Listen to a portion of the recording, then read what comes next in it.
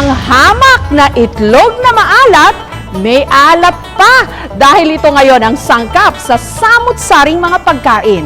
Mula sa nakasanayan nating puto, bibingka, ensaymada, pati ice cream at potato chips. Pag walang ulam o sawang-sawa na tayo sa mga nakagawian nating ulam, ito ang isa sa mga madalas nating pantanggal umay. Itlog na maalat with kamatis. Itlog na maalat din ang paboritong toppings sa ensaymada, puto at bibingka. Nakasanayan, nakagawian, hanggang nasimulan ang tila salted egg craze. Kaya ang mga nag-aalaga ng itik, kung saan nagmumula ang itlog na maalat sa Victoria, Laguna, tiba-tiba, katulad ni Rafi. May dalawang paraan ng paggawa ng itlog na maalat. Ibinababad ang itlog sa asin at tubig o yung tinatawag na brine solution. Ang tradisyonal namang paggawa nito sa pamamagitan ng clay soil. Ito yung pagkaraniwang ginagawa sa paggawa ng maalat, gumagamit ng lupa galing sa punso. Ito na yung pinaka-native ng may asin. Ito naman yung bagong nakukulik ng itlog galing sa farm. Lagay mo lang siya dyan, and then ikukulapol mo lang katapos, ilagay mo rin lang ganyan. Basta lang ang mahalaga ay completely nalalagyan ng asin. Normally, ang laman sa ganito, mga 300 pieces. So, ganun po, ulit-ulit lang na ginagawa. Taong 1986, sinimulan daw ni Rafi na mag-alaga ng itik mula sa hiniram niyang pera sa kanyang mga magulang. Nakabili siya ng 500 mga itik hanggang naparami niyang mga ito na ngayon bumibilang na ng 8,000. At dahil uso ngayon ang itlog na maalat, tumaas din ang kanilang benta. Early in the morning, halos mga 7 to 8 o'clock, at most 9 o'clock. Wala na. Wala ka na makikita ang itlog. Nakikita mo ka na, kakaunti na lang. The demand is so great. Dahil nga, medyo ang dami rin natutong kumain. Ang salted egg craze nag-umpisa raw sa potato chips na may flavoring nito na unang pumatok sa Singapore na nakarating din dito sa Pilipinas. May pantapat dyan, si Nard, ang salted egg craft chicharon. Chicharon na may itlog na maalat. Para sa salted egg mixture, tinunaw ang margarine sa mainit na kawali at saka inihalo rito ang dinurog na pula ng itlog na maalat. Hiwalay namang iniluto ang chicharon. Ang pagluluto namin ng chicharon, we use the double fry method. Pina-fry siya in low temperature and then we fry it sa high temperature. So flash fry naman natin. Nung naluto ang chicharon, agad itong inihalo sa salted egg mixture. Ininit natin ulit yung mixture para yung consistency niya medyo liquidy, madali natin siyang mahalo.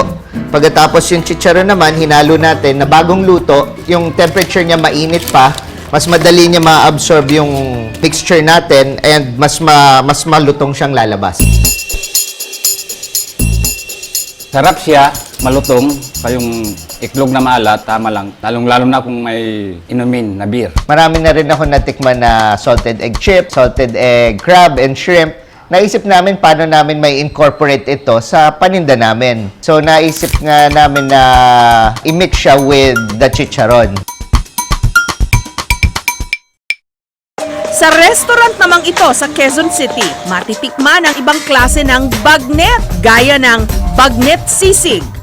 Pero ang kanila raw best seller ngayon, pamatay talaga, salted egg bagnet. Right now, nakikita nyo may iba-ibang variations na siya ng salted egg ng paggamit eh. So, sabi namin wala pang salted egg bagnet. Yung crispiness niya, tapos yung salted egg flavor niya, feeling namin babagay. Doon namin naisip na isama natin yun yung gawin nating specialty. I-deep fry ang karne ng baboy hanggang naging bagnet. Nung naluto, itinabi. Kinuha ang pula ng itlog na maalat, dinurog. Samantala sa mainit na kawali, nagtunaw ng butter. Isinunod ang bawang, sili, at ang pula ng itlog na maalat. Dito na, inihalo ang bagnet. Lakas makaputok-patok!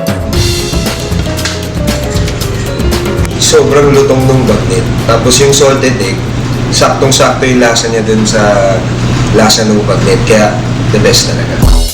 Meron na ring salted egg fried chicken ngayon. Maliban sa itlog na maalat, ang isa raw sa nagpapasarap dito, ang maanghang-anghang na lasa nito. Yung chicken natin is already marinated and sliced into small pieces. Lulublog natin sa beaten eggs. Iko-coat natin siya with flour. For later, we will deep fry this. Ang gagawin naman natin ngayon is yung salted egg na mix natin. From the salted egg, i-mash natin yung pinaka-salted egg. Then, lalagyan natin ng mga secret ingredient para maging sauce siya later. Ito na ang kalalabasan ng pinaka-coating natin for the salted egg.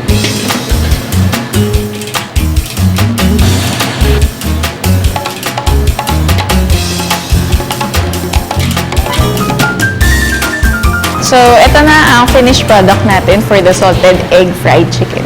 At hindi lang ulam ang merong itlog na maalat, pati desserts o panghimagas. Si Yvette, may home-based pastry shop.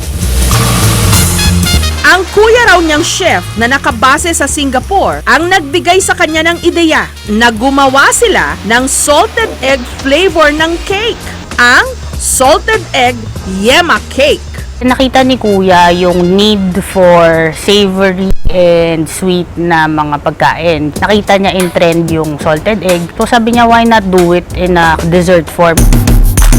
Pinaghalo-halo ang mga dry ingredients. Sa hiwalay na mixing bowl, inilagay ang mga liquid ingredients. Sunod na pinaghalo ang dry at liquid mixture. Itinabi, gamit ang mixing machine, binate ang puti ng itlog, inihalo ang cream of tartar at asukal hanggang naging foamy. Nung nahalong mabuti, inilagay sa naunang mixture at saka ibinake. Bake natin siya for 40 to 45 minutes at 350 degrees. Para naman sa yema, pinaghalo ang harina, powdered milk, asukal, fresh milk, evaporated milk, egg yolk, at ang pula ng itlog na maalat. After nating maluto yung chiffon cake, tsaka yung yema, hahatiin natin ngayon yung cake sa dalawa, tapos i-fill natin.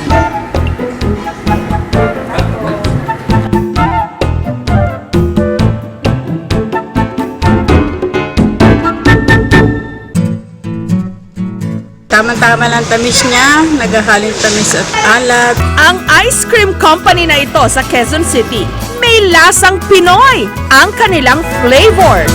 Ang bago, itlog na maalat na nasa kanilang ice cream. Simple lang daw itong gawin. Kailangan lang syempre maraming pula ng itlog na maalat, cream, gatas, asukal at itlog. I-blender namin yung ingredients na ipopulse hanggang naging smooth siya at nawala lahat ng mga buo-buo at creamy yung texture. Pagkatapos namin na blender yung ice cream base, lalagay namin sa kaldero. Haluin namin ng asukal, glucose, asin, at ng konting food color para makuha uli yung kulay ng salted egg yolk.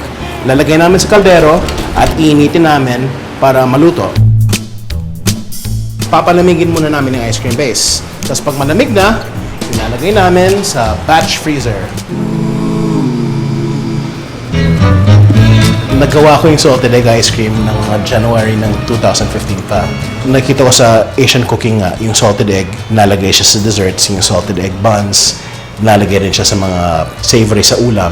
Kasi ko, baka pwede ngayon, subukan gumawa ng salted egg ice cream. Yan, gumawa ko, dinagay ko sa tindahan na kumenta naman. O ha? Kung aakalain nyong hanggang payak na ulam na lang ang itlog na maalat, sikat na ito ngayon. Paboritong flavoring ng napakaraming pagkain. Bida, sosyal, hindi inaalat.